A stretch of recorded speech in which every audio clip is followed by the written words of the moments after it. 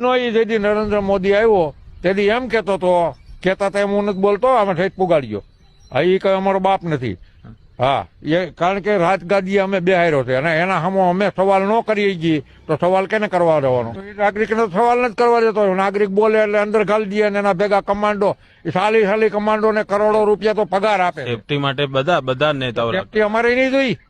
અમે ખેડૂત છીએ, અમારે ત્યાં સિંહ આવે, હાવીજ આવે, ઓલા દીપડા આવે તો અમને સેફટી કેમ ન આપે? અમારે આખી રાત જાગવું, 4 વાગે હુઈ જાય, 2 કલાક હુઈ તો અમારે સેફટી છે નહીં.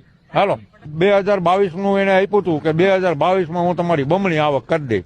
એટલે પબ્લિક ને એમ હતું 22 પછી આપણે બધાને સારું થાય, દિયો મત. પહેલી વખત આવ્યો તો એને એમ કીધું કે તમારા ખાતામાં 15 લાખ બધા નાખે, લાલચે દીધા કર્યા. એટલે કારણ કે મોટામાં મોટો ફેંકવું હોય તો નરેન્દ્ર મોદી છે. આવડું ખોટું બોલતા કોઈને આવડતું નથી. સમાજને ખોટું બોલી ગુમરાહ કરી અને મત ખાઈ ગયો.